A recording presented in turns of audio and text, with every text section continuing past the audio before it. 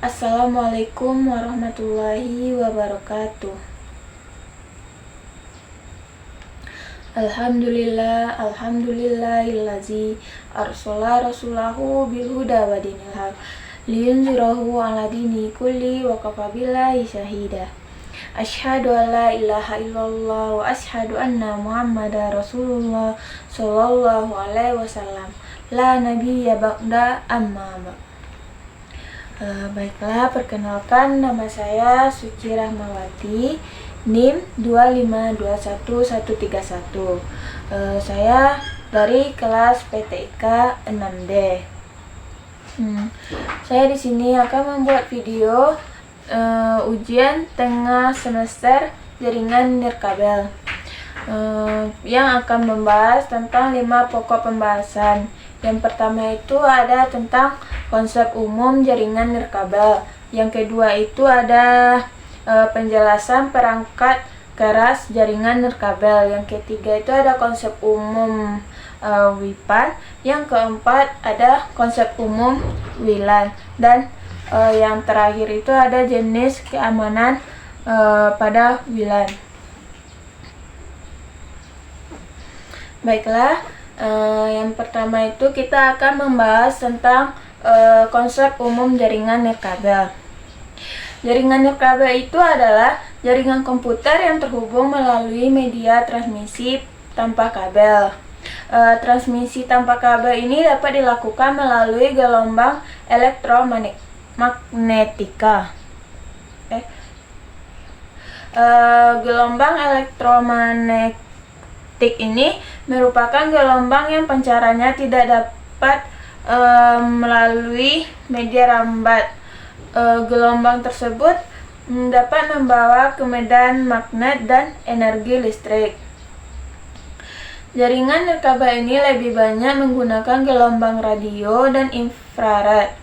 Gelombang elektromagnetik ini sebagai media transmisi nirkabel yang diimplementasikan pada infrared, Bluetooth, Wi-Fi, WiMAX, seluler, satelit, dan balon Google.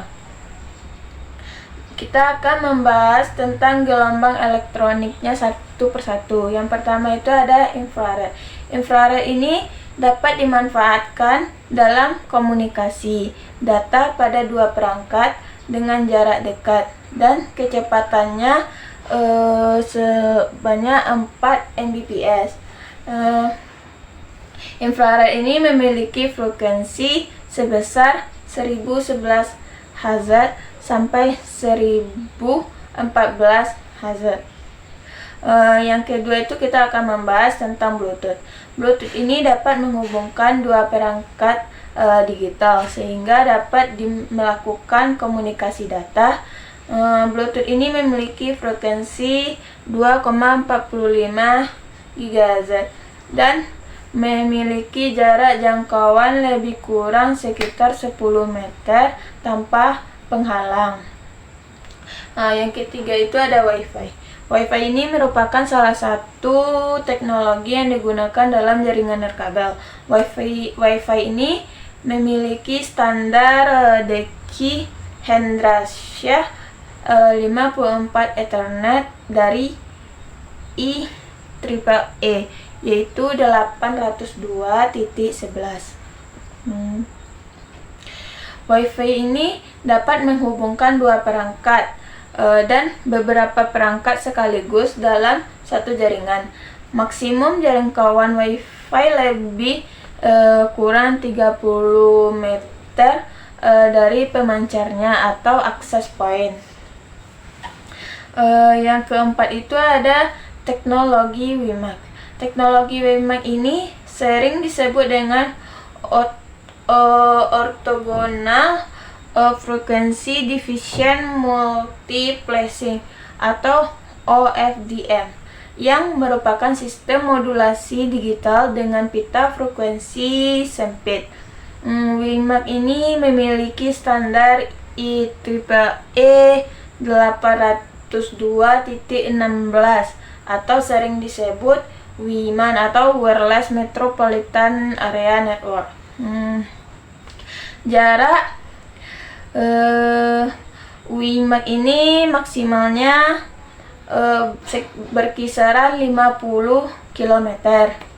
Yang kelima itu ada sistem seluler. Sistem seluler ini digunakan untuk berkomunikasi suara dan data pada area yang luas.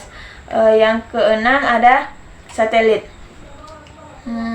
Satelit ini merupakan salah satu media yang dimanfaatkan untuk transmisi komunikasi. Satelit ini dalam berkomunikasi menggunakan sebuah gelombang radio. Satelit ini berguna sebagai media untuk meneruskan sinyal dari satu titik ke titik lainnya yang berada di bumi. Dan yang terakhir ada balon Google. Balon Google ini merupakan media yang digunakan untuk memperluas jangkauan wilayah yang sulit terjangkau internet untuk terkoneksi internet. Balon Google ini diterbangkan sampai ketinggian 20 km atau di atas atau di lapisan stratosfer di atas permukiman bumi, sehingga tidak mengganggu jalur penerbangan. Kelebihan dari jaringan nirkabel ini adalah yang pertama itu mobilitasnya tinggi dan fleksibel. Yang kedua itu ada penjangkauan area yang tidak dapat dijangkau oleh kabel. Yang ketiga itu mudah melakukan pemindahan jaringan. Yang keempat itu ada mampu menampung banyak perangkat digital dalam satu koneksi jaringan. Yang kelima ada menelisir biaya operasional jaringan karena tidak ada kabel.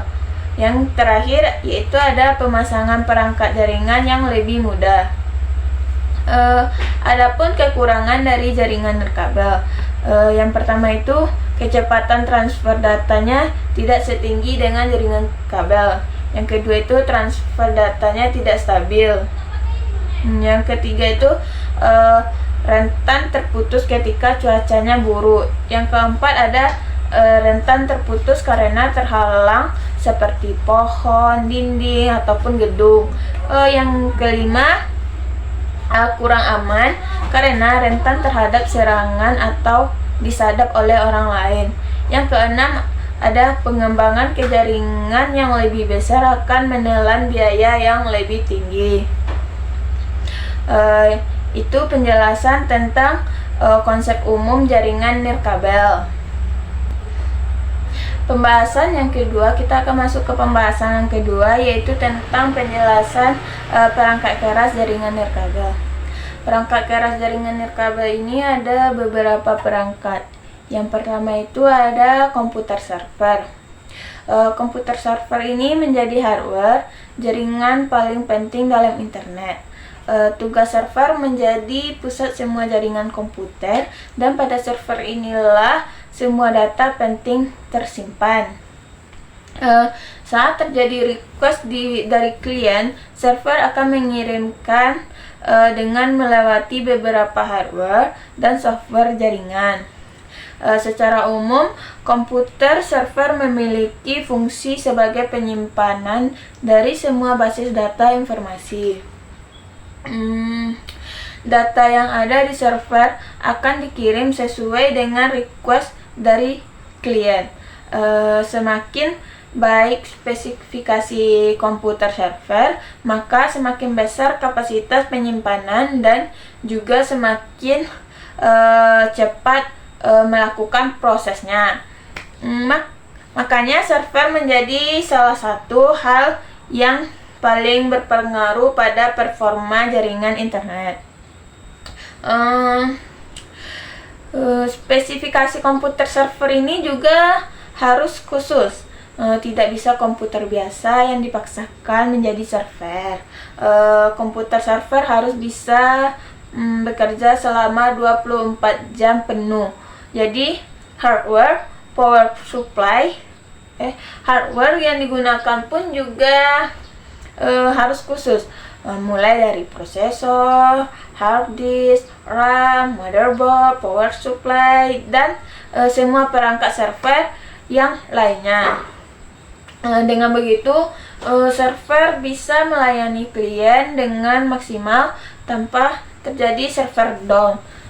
Yang kedua itu ada komputer klien. Klien itu artinya adalah komputer pengguna, yaitu pengguna komputer. Seperti yang sudah dijelaskan di atas, klien adalah orang yang mengakses data yang ada pada server, yang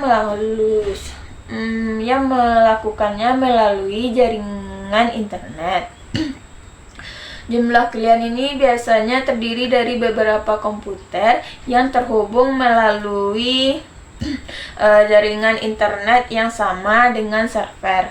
Jika komputer klien tidak terhubung dengan server, maka klien tidak akan bisa mengakses data-data komputer server. Komputer klien ini hanya menjadi komputer biasa saja tanpa akses jaringan internet.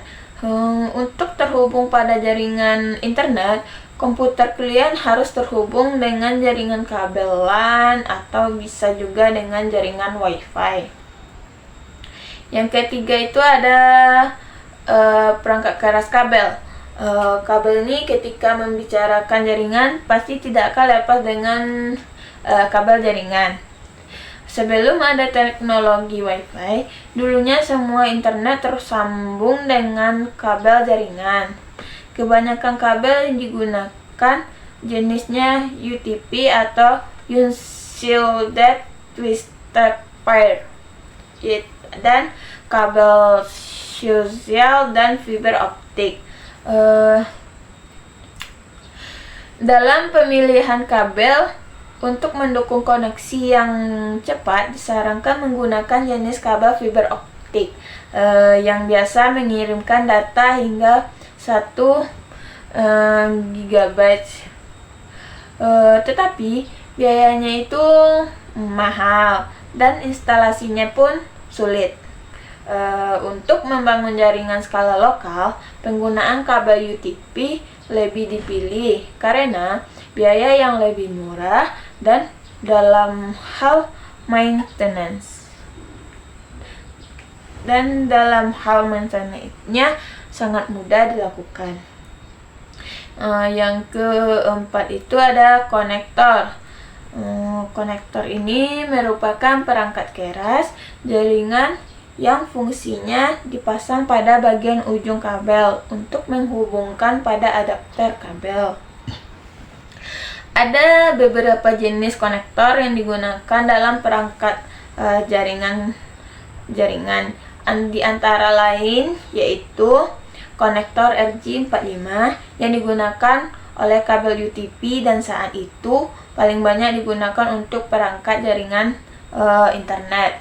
Yang kedua itu ada koneksi BNC atau T yang digunakan untuk kabel tipe coaxial. Yang terakhir itu ada konektor ST. Konektor ST ini digunakan untuk keperluan kabel fiber optik.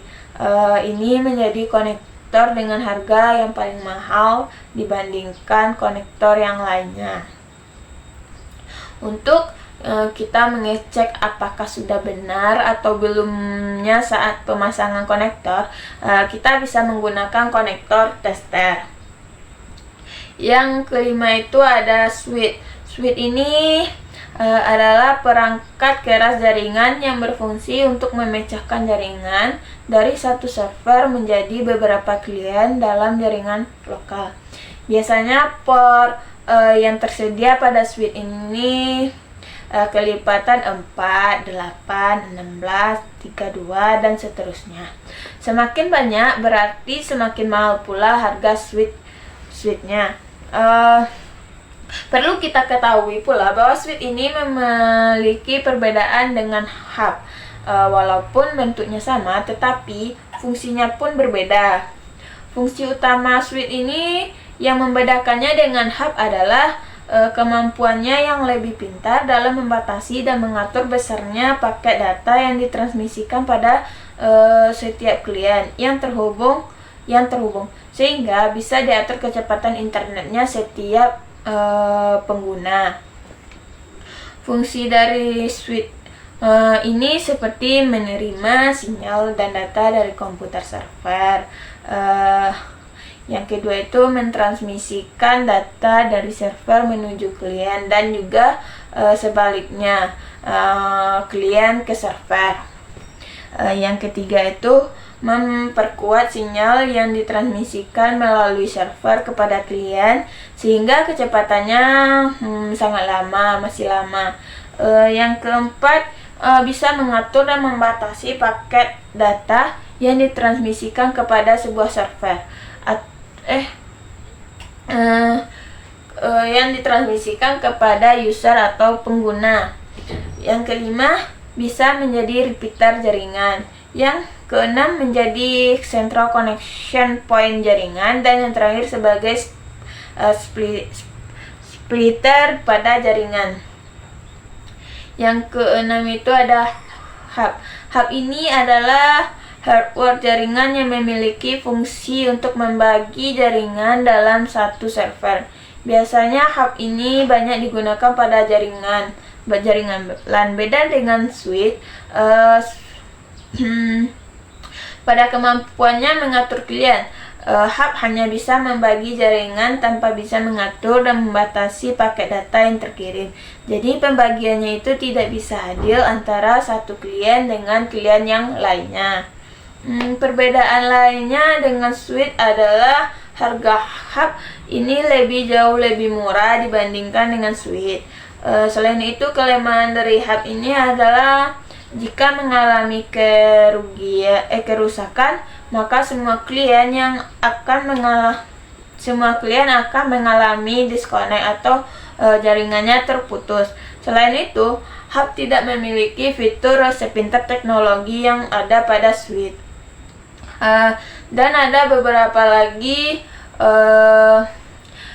perangkat keras jaringan nirkabel.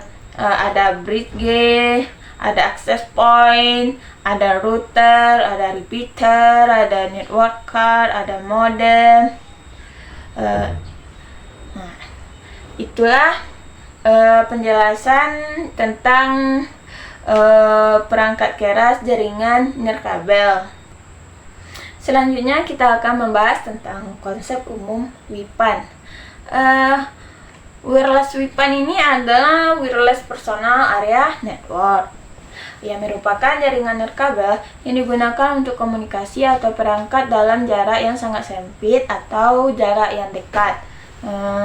Misalnya komunikasi antara komputer dengan personal digital assistant atau PDA, ponsel, handset, mouse, laptop, printer, dan perangkat lainnya.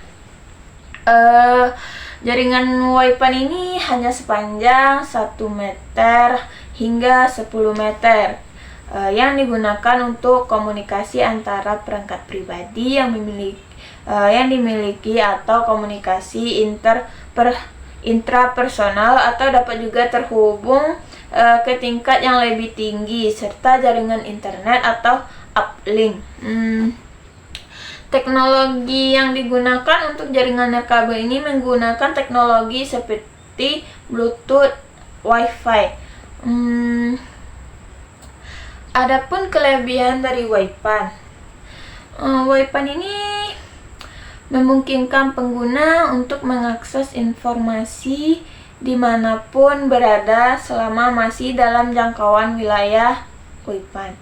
Yang kedua itu, proses instalasi WIPAN ini sangat mudah karena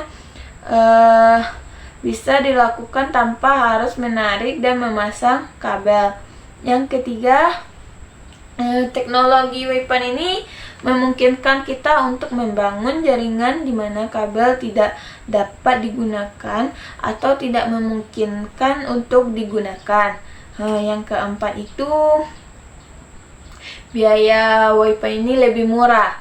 sehingga biaya instalasi awalnya WIPAN ini lebih mahal dan PAN konvensionalnya, tetapi biaya pemeliharaannya itu lebih murah. Dan yang terakhir itu WIPAN itu dapat menggunakan berbagai topologi jaringan sesuai dengan kebutuhan yang kita perlukan.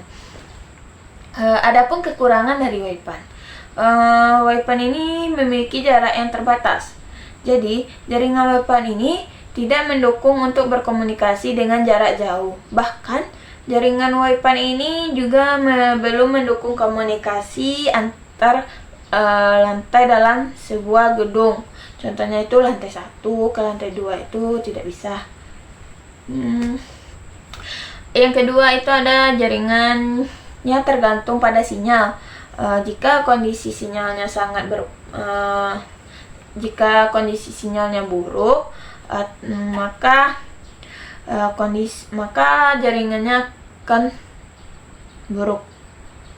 Dan begitu pun sebaliknya, jika jaringannya bagus, maka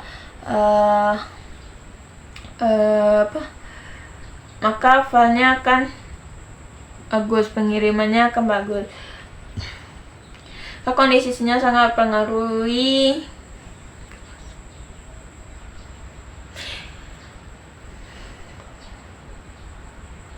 Yang kedua itu ada jaringan tergantung pada sinyal. Kondisi sinyal ini sangat berpengaruh pada jaringan ini. Di mana jika sinyal buruk atau tidak baik, maka koneksinya tidak dapat dilakukan atau koneksinya buruk, sehingga proses pengiriman file tidak bisa dilakukan bersamaan.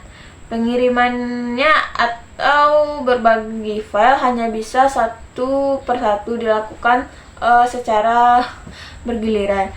Maksudnya adalah tidak bisa mengirimkan atau berbagi dua file atau lebih secara bersamaan. Yang ketiga itu ada perpindahan data yang cenderung lambat, sehingga perangkat yang sedang berjarak lebih dari batas yang disediakan. Contoh WIPAN ini, yang pertama ada smartwatch. Smartwatch ini yang terhubung dengan ponsel menggunakan Bluetooth. Yang kedua itu ada mouse yang terhubung dengan laptop menggunakan Bluetooth. Yang ketiga ada laptop yang terhubung dengan smartphone menggunakan Bluetooth.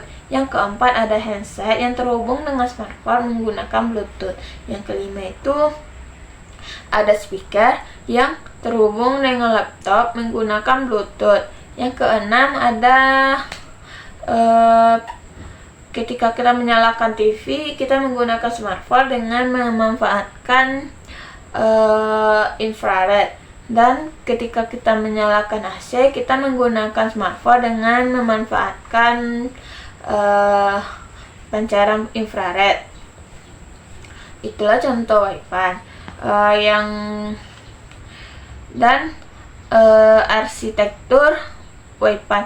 Arsitektur WIPAN ini terdiri dari penerimaan frekuensi radio yang merupakan pengontrolan level bawah yang berada pada lapisan fisik. Kemudian di atas frekuensi radio ini ada lapisan data link atau link layer, yang di dalamnya terdapat sub lapisan MAX yang selain berfungsi untuk menghubungkan dengan lapisan fisik, juga berfungsi untuk mengkonfirmasi sebuah jaringan. Lapisan di atas itu lapisan di atas lapisan data link adalah lapisan network yang berfungsi mencari jalan untuk mengirimkan data atau men-share routing. Lapisan paling atas dalam arsitektur WIPAN ini adalah lapisan aplikasi yang berfungsi untuk perangkat antarmuka antara pemakai dengan perangkat. Itulah penjelasan tentang konsep umum WIPAN atau Wireless Personal Area Network. Yang keempat, kita akan membahas tentang konsep umum WLAN atau Wireless Local Area Network. Teknologi wireless LAN ini dirancang untuk memberikan koneksi nirkabel yang berkecepatan tinggi di area lokal. Jaringan WLAN ini jaringan komputernya menggunakan gelombang radio sebagai media transmisi data. WLAN ini digunakan untuk menghubungkan dua atau lebih perangkat yang menggunakan komunikasi nirkabel untuk membuat suatu jaringan area network atau membentuk jaringan area lokal. Jaringan ini mencakup wilayah kecil dalam suatu area tertentu seperti kampus, gedung, sekolah, rumah, kantor, dan satu ruangan lainnya. WLAN ini menggunakan gelombang radio untuk mengirim dan membuat lebih rentannya diretas daripada LAN untuk menyerang dan menyabotase transmisi data.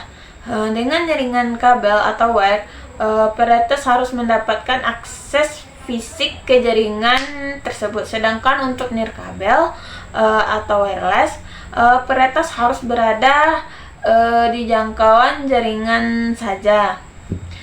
Metode keamanan yang paling umum untuk WLAN ini adalah enkripsi. Komponen yang digunakan pada WLAN ini adalah access point, WLAN interface, antena eksternal, serta ponsel atau PC maupun laptop. Adapun keuntungan dari jaringan WLAN-nya atau wireless local area network ini, yang pertama, perangkat yang terhubung tidak menggunakan kabel atau nirkabel dan menghubungkan kebutuhan akan kabel sehingga rumah, kantor, sekolah, kampus, dan lain sebagainya dapat membuat jaringan lokal tanpa menghubungkannya dengan Ethernet. Yang kedua, keuntungan dari WLAN ini tidak dibatasi oleh jumlah port fisik pada router sehingga dapat mendukung puluhan ataupun ratusan dan jangkauan dapat diperluas dengan penambahan repeater.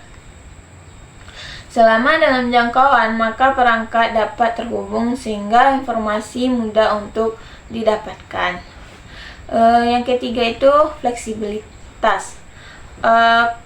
Dibilang fleksibilitas, perangkat pada wilayah yang mendukung berbagai jenis perangkat untuk terhubung selama terjangkaunya sinyal seperti ponsel, komputer, perangkat permainan tablet, dan banyak lainnya. Yang keempat, mudah dipasang dan mudah dikelola. WLAN ini membutuhkan lebih sedikitnya perangkat fisik seperti kabel daripada LAN, menghemat biaya, mengurangi waktu penyimpanan, dan menempati lebih sedikit ruang penyimpanan atau ruang kantor, sekolah, atau sebagainya. Yang kelima itu, hampir semua pengelolaan WLAN dapat ditangani secara virtual menggunakan bantuan aplikasi, sehingga tidak harus mengendalikan langsung perangkatnya. Dan keuntungan yang terakhir itu, biayanya yang mahal hanya diperlukan saat pemasangan awal, sedangkan untuk perawatannya jaringan ini sangat relatif murah. Itulah keuntungan dari jaringan WLAN atau wireless area local area network. Adapun kekurangan dari WLAN, yang pertama, jaringan wireless kurang aman dan mudah untuk diretas sehingga keamanannya kurang terjamin. Perangkat manapun atau perangkat apapun yang berada pada area wireless dapat mencoba untuk menyambungkannya dengan WLAN, maka perlunya membatasi akses untuk masuk ke dalam jaringan tersebut. Yang kedua itu ada WLAN juga rentan terhadap keterlambatan informasi karena disebabkan gangguan sinyal lain atau hambatan fisik seperti dinding, beton, sehingga sinyal dapat terhalang atau tidak terpantul dengan baik. Yang ketiga, peralatan awal yang digunakannya relatif mahal seperti access point, wireless adapter, dan banyaklah dan lainnya. Jika perangkat access point ini rusak, maka banyak perangkat yang terhubung ke jaringan akan terputus dan tidak dapat terhubung ke jaringan tersebut. Itulah kekurangan dari jaringan WLAN. Adapun contoh WLAN. Pertama, menghubungkan dua komputer atau lebih menggunakan WiFi. Yang kedua itu ada PC, laptop atau tablet yang terhubung dengan WiFi. Yang ketiga ada smartwatch yang terhubung dengan smartphone. Yang keempat ada kamera keamanan atau CCTV yang terhubung dengan WiFi. Yang kelima itu ada remote komputer, dan ada pula dan yang terakhir contohnya itu menghubungkan server dari klien dalam jaringan lokal secara wireless. Itu penjelasan tentang konsep umum WLAN. Dan yang terakhir kita akan membahas tentang jenis keamanan WLAN. Keamanan ini bisa jadi merupakan hal yang terakhir yang kita pikirkan dalam usaha untuk kita membangun sebuah jaringan wireless, baik itu di rumah maupun di kantor. Kita tidak sadar bahwa banyak sekali orang di sekitar kita untuk menghabiskan waktu berusaha untuk mencuri file pribadi kita, mencuri data kredit card di internet. Bahkan kalau di kantor, banyak juga karyawan yang berusaha iseng untuk menghabiskan waktu untuk melihat-lihat data pribadi orang lain, baik berupa file, foto, ataupun bahkan email jika mereka memiliki kesempatan untuk melakukan hal itu. Tentunya kita tidak ingin membiarkan komputer atau laptop kita tanpa suatu proteksi dan keamanan. Jaringan wireless ini juga rentan terhadap segala macam ancaman dan juga segala gangguan jaringan seperti DOS, spamming, sniffer, dan banyak lainnya. Jenis keamanan yang kita butuhkan untuk WLAN ini, yang pertama ada WEP atau Wide Equivalent Privacy. WEP ini juga disebut dengan Shared Key Authentication, adalah salah satu protokol keamanan WLAN yang pertama kali dikembangkan. Namun WEP ini dianggap tidak aman karena kelebihan serius dalam enskripsinya. Ini menggunakan enskripsi kunci yang mudah ditebak dan juga rentan terhadap serangan pencurian kunci. WEP ini adalah metode keamanan untuk jaringan wireless yang merupakan metode standar keamanan dan enskripsi pertama digunakan pada wireless. WEP ini menggunakan 64 bit dan 124 bit dengan algoritma RC4. Ada dua cara untuk memasukkan WEP key. Ada enskripsi web menggunakan kunci yang dimasukkan oleh administrator ke klien maupun access point. Fungsi WEP ini dapat digunakan untuk verifikasi suatu identitas pada authentication station. WEP ini dapat digunakan untuk data encryption. Enskripsi WEP ini menggunakan kunci yang dimasukkan oleh administrator ke klien maupun access point. Keamanan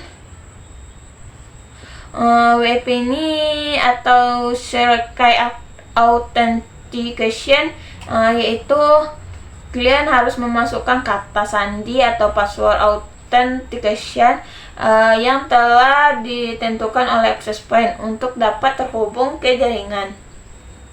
WEP ini memiliki berbagai kelemahan antara lain. Yang pertama, masalah kunci yang lemah. Algoritma RC4 ini yang digunakan dapat dipecahkan. Nah, yang kedua, WEP ini menggunakan kunci yang bersifat statis. Dan yang ketiga, masalah initialization vector atau IV WEP-nya. Yang terakhir tuh ada kelemahannya itu masalahnya integritas absence redundancy check atau CRC 32. Itulah yang kelemahan yang dimiliki oleh WEP. Yang kedua, keamanannya itu ada WPA atau Wi-Fi Protected Access. WPA ini menggantikan WEP sebagai standar keamanan WLAN yang lebih kuat. Ini menggunakan TKIP atau Temporal Key Integrity Protocol untuk mengamankan koneksi dan menyediakan autentikasi yang lebih kuat melalui PSK atau Pre-Shared Key. Meskipun lebih baik daripada WEP, WPA juga telah ditemukan memiliki kelemahan, terutama dengan metode serangan yang disebut reply attacks. Kelebihan WPA ini juga memiliki kelebihan dari WPA ini meningkatkan skripsi data dengan teknik Temporal Key Integrity Protocol atau TKIP. Inskripsi yang digunakan masih sama dengan WEP, yaitu RC4. Karena pada dasarnya WPA ini merupakan perbaikan dari WEP dan bukan suatu level keamanan yang benar-benar baru. Walaupun beberapa device ada yang sudah mendukung inskripsi AES, yaitu inskripsi dengan keamanan yang paling tinggi. Kelemahan WPA ini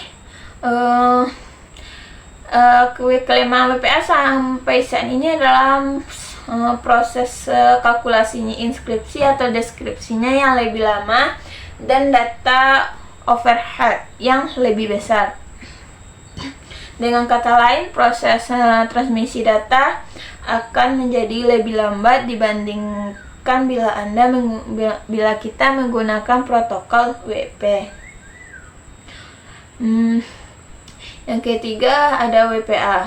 WPA atau WPA 2 atau Wi-Fi Protection Access 2. WPA 2 ini merupakan standar keamanan WLAN yang lebih mutlak daripada WPA. Ini menggunakan inskripsi AES atau Advanced Encryption Standard yang lebih kuat dan menyediakan perlindungan yang lebih baik terhadap serangan. WPA 2 ini membagi inskripsi dan autentikasi menjadi dua komponen terpisah, yaitu CCMP atau Counter Mode with Super Block Signing Means Authentication Code Protocol. Untuk inskripsi dan 802.1x atau EAP atau Extensible Authentication Protocol untuk autentikasi yang lebih kuat.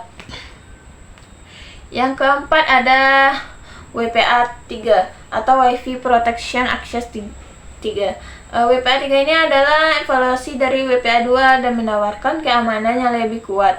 Ini memerlukan fitur-fitur baru seperti inskripsi individual yang digunakan untuk setiap pengguna yang terhubung dan perlindungan terhadap serangan brute force terhadap kata sandi. WPA 3 ini juga memperkuat keamanan koneksi terbuka atau open network yang memungkinkan perangkat untuk terhubung ke jaringan tanpa menggunakan kata sandi. Yang kelima ada EAP atau Extensible Authentication Protection Protocol. EAP ini digunakan untuk mengkombinasikan dengan protokol autentikasi lainnya seperti EAP TLS, EAP TTLS, dan PEAP untuk menyediakan autentikasi yang lebih kuat dalam jaringan WLAN. Ini memungkinkan pengguna sertifikat digital untuk autentikasi yang lebih aman daripada menggunakan kata sandi atau kunci prabagian atau pre-shared key. Yang keenam ada 802.1x atau ini merupakan standar yang digunakan untuk autentikasi port di jaringan kabel dan nirkabel. Ini memungkinkan pengguna autentikasi yang berbasis pada perangkat untuk mengontrol akses ke jaringan WLAN. Dengan 802.1x ini, setiap perangkat yang terhubung harus melewati proses autentikasi sebelum diizinkan mengakses jaringan.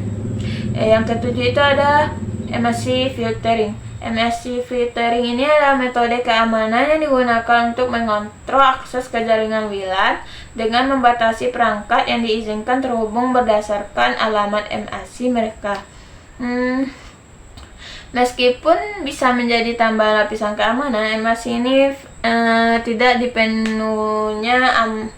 sepenuhnya aman karena alamat MAC ini dapat dengan mudah dipalsukan. Dan yang terakhir, keamanan VPN atau Virtual Private Network yang digunakan untuk membuat koneksi aman melalui jaringan WLAN dengan menginskripsikan lalu lintas data antara perangkat dan server VPN.